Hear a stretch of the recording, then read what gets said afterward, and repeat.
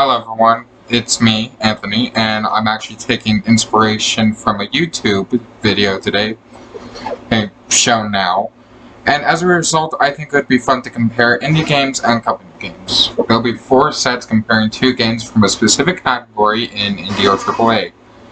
And of course the conclusion will be that it's all up to you and it doesn't really matter, so I can avoid offending people, even though I've already started leaning towards one other side. That side being indie motherfuckers, I love him. So, starting off with my first category, I like to call fucked up kids. And this will be comparing 2 girls falling into insanity and their presentation of that. With our indie game, Frambo, and our AAA game, Alice Return to Madness, which I will refer to as Alice R. And even though I haven't finished one of them, I think I know enough about it. Next thing I feel like comparing is the visuals. With Frambo's art style, they can do a lot with the atmosphere and not worry about graphics all too much. But Alice R was created on the Xbox 360 and PS3, so they have some limitations, and as a result, it doesn't look as good as Frambo, even though they both still look amazing. The final thing I want to compare is the story, which I already touched on. With Frambo, I was invested the whole time and fell in love with the stories and the characters, but with Alice R, I'm not really invested in the story at all. I love the visuals, and the beginning was really interesting, but as the game progresses, we sort of lose that element. We have the option to gain more story via memories, but that's not something I want to do. But that's all for this category, and to me, Frambo wins, even though it's a little unfair since I haven't completed Alice R. Next category is platforming. We are comparing Mega Man and Cuphead. I have played both of these games, but haven't finished either, because they're both so fucking hard. So for the Mega Man game, I'll be talking about the general idea I have from the demo of Mega Man 8, and some of the Nintendo games I got from my Nintendo Classic and Genesis Classic. Oh man, this video would make so many people mad if anyone watched me.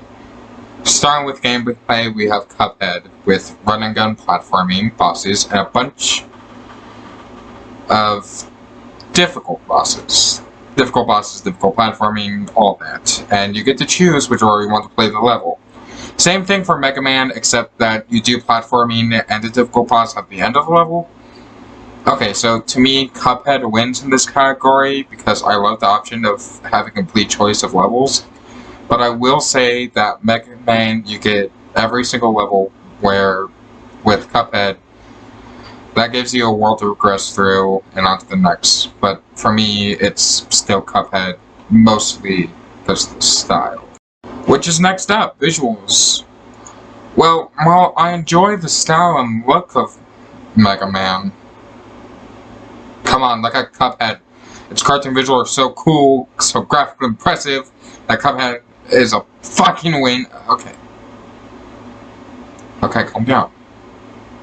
Have to compliment Mega Man a little. You don't want people to get mad. Okay.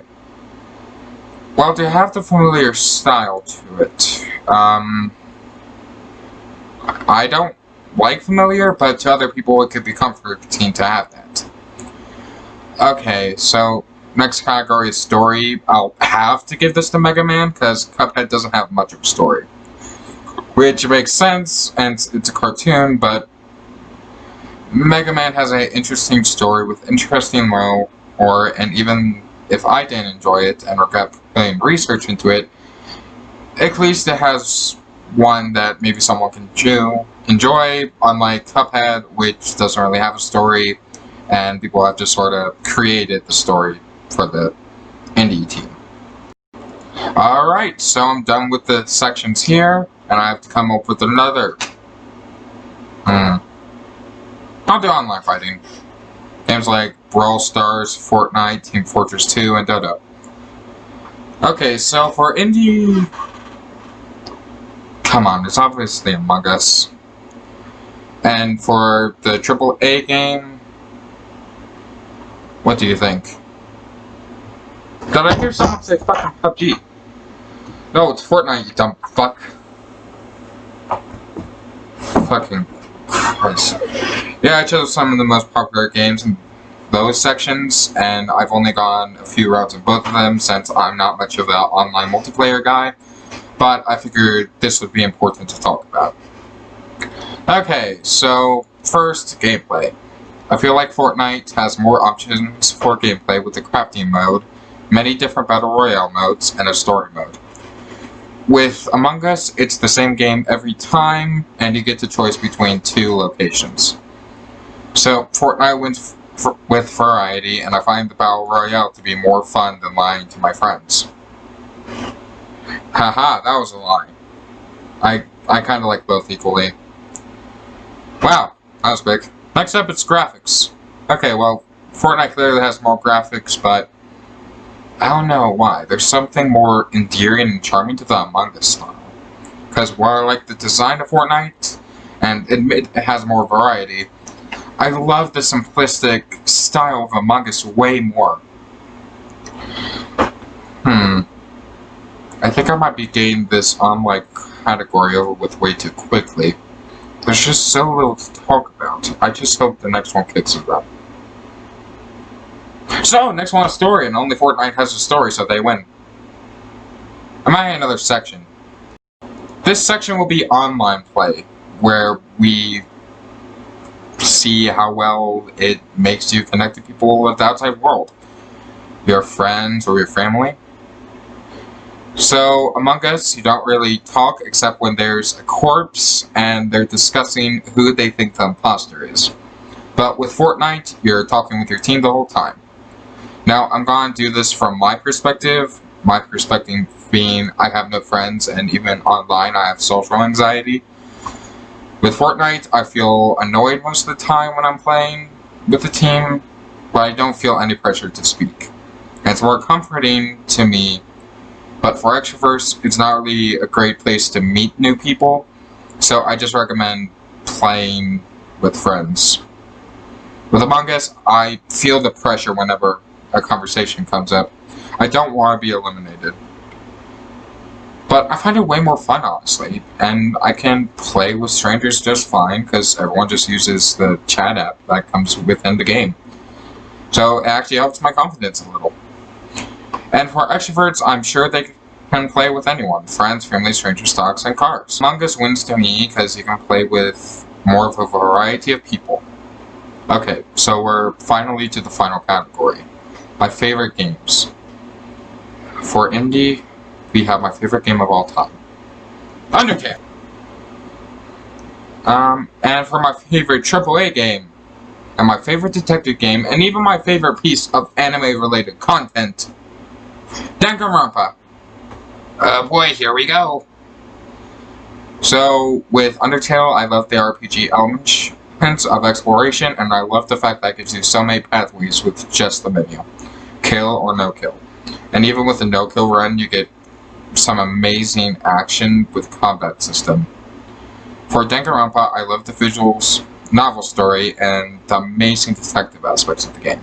And even during the trials, with all the minigames, you get a fantastic action element to it all. Want real high IQ Among Us players? Play Danganronpa. Don't kill me. Besides, those two fandoms get along pretty well anyway.